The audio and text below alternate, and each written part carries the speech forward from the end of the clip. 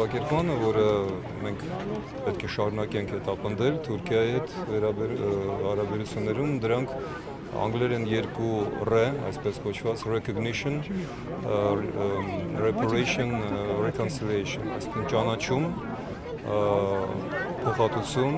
եւ միայն հետո մենք կարող ենք խոսել նորմալ հարաբերությունների վերականգնման մասին։ Ինչ որտեղ դա վերաբերվում է նաեւ Ռուսաստանին, որը ճիշտ է դա դասագրքերում գրված չէ, բայց 15-16 թվականի եւ Չէ, լավ, թարգեք շնորհիվ։ Ցեղասպանությունը սկսվել էր։ Նա տեսեք նա է, ավարտվել էր 21 թվականի 1921 թվականի մարտի 16-ին ռուս-թուրքական մոսկովյան պայմանագրով, որը փոխանցեց Արևմտյան Հայաստանը Թուրքիային, իսկ Նախիջևանը, Արցախը Ադրբեջանին։ Այսինքն մենք դա պետք է գիտակցենք եւ չկրկնենք այն սխալները, որոնք բերեցին 2020 եւ 2023 թվականի աղետներին։ Դրանք ցեղասպանության ուղիղ շարունակությունն են։ Կառավարությունից նշում են, որ ցեղասպանությունը արտաքին քաղաքականության առաջնահերթություններից չէ, ամեն դեպքում ինչ փուլում է եւ ըստ ձեզ ինչպիսին է մեր արտաքին քաղաքականության դիրքորոշումը ցեղասպանության վերաբերյալ։ Կառավարությունները փոխվում են։ Ցեղասպանությունը մնում է, մնալու է, կրկնում եմ, դա ոչ միայն քաղաքականություն է, դա ավելի բարձր է, քան քաղաքականություն, դա ազգային առաքելություն է, դա մեր ինքնաճանաչման, ինքնահաստատման միջոց է, որը չի կարող դուրս գալ ազգային օրակարգից։ Կառավարությունը կարող է սխալվել եւ այս պահին իմ կարծիքով սխալվում է։ Պարոն Խուզբելյան, մենք տեսանք, որ դուք եկել եք ձեր թոռան հետ, ինչպես եք բացատրում, ուր եք բերել, ինչ է ցեղասպանությունը։ Բացատրելը քիչ է, կարևորը գալ, լինել, կարևորը հոգնել այս ճանապարհին։ Սա օգտագնացություն է։ Օգտագնացությունը բացատրել չի կարելի։ Օգտագնացությունը դա ոտքերի եւ մեջքի ցավն է, դա այն հուզմունքն է, դա արցունքներն են, որ ինքը պետք է զգա։ Ես թոռանս բերում եմ եւ մինչեւ այդ երեխաներիս եմ բերում եւ շարունակում եմ գալ ամեն տարի, որովհետեւ այստեղ գալով մենք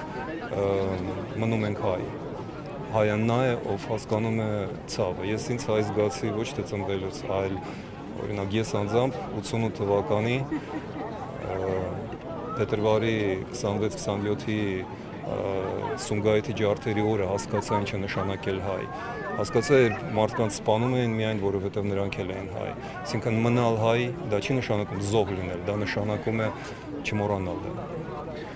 Պարոն Խզմայելյան, Նիկոլ Փաշինյանի ուղերձներում ապրիլ 24-յան տարբեր տարիների բազմաթիվ հակասություններ կան։ Եթե մի քանի տարի առաջ այլ բաներ շեշտում, հիմա լրիվ շեշտադրումը փոխվել է, սա ինչպես եք մեկնաբանում։ Օրինակ նա 20 թվականի ուղերձում ասում էր, որ Թուրքիան ներողություն չի խնդրում, չի զղջում, 21-ին ասում էր Թուրքիան վերադարձել է տարածաշրջան ցեղասպանություն անելու համար, այսօր վերջին տարիներին լրիվ այլ բան է պնդում։ Նիկոլ Փաշինյանը կարող է փոխել իր տեսակետը, դա չի փոխում ազգային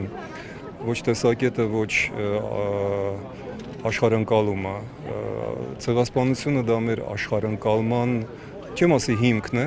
բայց կարևորագույն մասն է։ Եթե դա չի հասկանում Նիկոլ Փաշինյանը, դա իր անձնական խնդիրն է։ Մենք կմոռանանք մեկ տարի կամ մի քանի տարի անց ով ինչ է ասել։ Սա մենք չենք մոռանա, մենք հայ ենք այնքանով, որքանով հիշում ենք։ Մարդը ընդհանրապես տարբերում է կենդանիներից նրանով, որ փոխանցում է սերունդ դե սերունդ գիտելիքները եւ ցավը, դա կոչվում է պատմություն եւ բարոյականություն։ Մարդը կենդանուց նաև տարբերվում է իր հիշողությամբ, պարոն Խզմայելյան։ Ես ինձ նոր դա ասացի։ Հիմա նախ Նիկոլ Փաշինյանը ինչով է տարբերվում է ձեր ասած այդ կենդանիներից, իր ասածների մասով հայտարարությունների, որտեղ ինքը ինչ արժեք է թողնում, օրինակ։ Ես Նիկոլ Փաշինյանի մասին ապրիլի 24-ին խոսելու համար չեմ եկել այստեղ, պես որ ես դրա համար չեք ուզում խոսել։ Նաև Սուրբ օրը ես որևէ այլ օր չեմ թաքցնում այն ինչ մտածում եմ ո մասին, բայց այսօր սքո օր է եւ մենք պետք է հասկանանք ինչ ենք մենք բերել այստեղ եւ ինչով ենք մենք այստեղից դուրս գալիս։ Մեր պահանջատիրությունը, որ պետք է առաջ տանենք, որվա իշխանությունը պետք է առաջ տանի եւ այդ իշխանության ղեկին լավ թե վատ Նիկոլ Փաշինյանն է։ Դրա համար մենք իր մասին հարց է տալիս։ Եթե մենք զգում ենք, որ մեր պահանջատիրությունը եւ ազգային արժանապատվությունը եւ ազգային շահը չի արտացոլվում կառավարության գործունեության մեջ, պետք է փոխել կառավարությունը։ որոշ հարցերում իհարկե ոչ։ Դուք ընդհանուր աջակցում եք Փաշինյանին իր գաղափարները, թե ցեղասպանության մասով, թե Արցախի մասով։ Ոչ, ես աջակցում եմ Նիկոլ Փաշինյանին այն հարցով, որը բերեց Հայաստանը ազգային ժողով եվրոինտեգրման օրենք։ Դրանից հետո Մյուս հարցերով դեմ եք, օրինակ Արցախի հանձնամասում իր հետ համերաշխ եք, թե դեմ եք, որ Արցախը հանձնեց Ադրբեջանին, ճանաչեց Ադրբեջանին։ դուք մակերեսորեն եք հիմա մեկնաբանում այդ իրերը։ Ես դեմ եմ նրան, ինչ է նա հիմա անում Արցախի հարցում։ Ինչ է անում։ Իսկ երբ որ Արցախ հանձնվում էր, ես ռազմաճակատում եմ, այդպես որ ես հիմա տվյալ դեպքում չեմ քննարկում ով ինչ է հանձնել։ Ես իմ Դուք վիրավորված չեք զգում որպես ռազմաճակատում Մենք բոլորս ենք մարտնչած վիրավորված, բայց ես դուք կրկնում այնտեղ եմ, մարտնչում եք, ես Փաշինյանը կրկնում եմ, թղթով հանձնում էր Արցախ։ Ես կրկնում եմ, ես այսօր Նիկոլ Փաշինյանի մասին չեմ ուզում խոսել, որովհետև ես եկել եմ ուրիշ պատճառով։ Պարոն Խզմայելյան, այնուհանդերձ նրա մեկնաբանությունը դրոշներ այրելու մասով տարակուսանք առաջացրեց ձեր մոտ, թե ոչ, որովհետև երբեք երկրի ղեկավարի մակարդակով այդ ակցիային անդրադարձ չէր եկել, այն էլ քննադատական Ես ճիշտ ասած չգիտեմ ինչ ասել, ես չեմ հետևել, բայց ես նույնպես դեմ եմ որևէ դրոշ այրելու, որովհետև մեր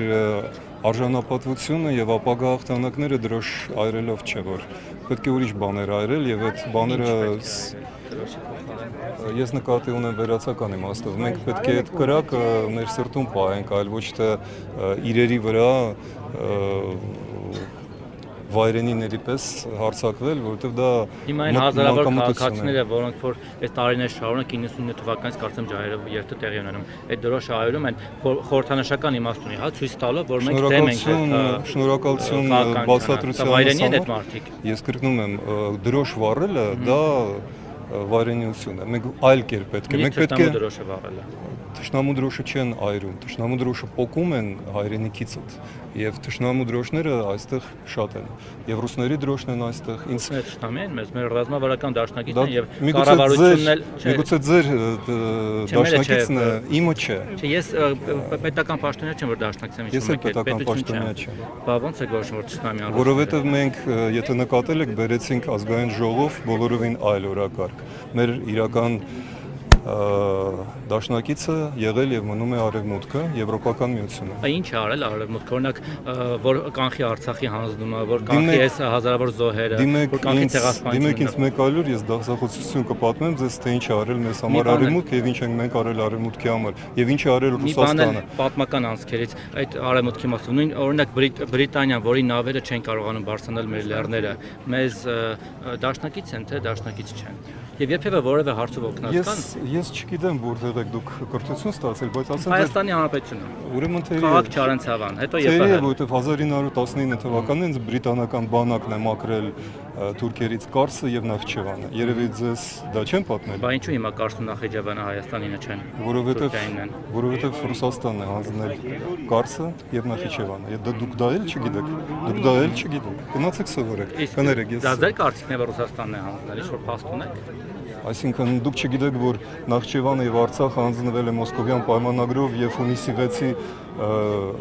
կոմունիստական կուսակցության Ստալինի որոշմամբ դա Ռուսաստանը չէ։ Արևմուտքը ինչ էր անում այդ ժամանակ որ Ռուսաստանը հանձնում էր, թողներ բռներ ձեռքեր, Արևմուտքը հզոր էր, չէ։ Կներեք։ Չէ կարող կանխել էլ, ես դեմ չեմ որ չպետք է հանձնել, գուցե դուք ճիշտ եք ասում, բայց Արևմուտքը ձեր նշած ինչով է օգնել այս ընթացքում։ Օրինակ, այս պայն օրինակ Հայաստանը հիշեցնել ձեզ, որ 2020 թվականին, երբ որ հանձնվում էր Արցախը, Հայաստանը եղել է եւ մինչեւ հիմա մնում է Ռուսաստանի դաշնակիցը։ Հա, ինչու է դա ինձ թույլ տալիս ասել, որ Ռուսաստանն է մեր գլխավոր թշնամին։ Շնորհակալություն։ Ես կարող եմ։ Տեսություն։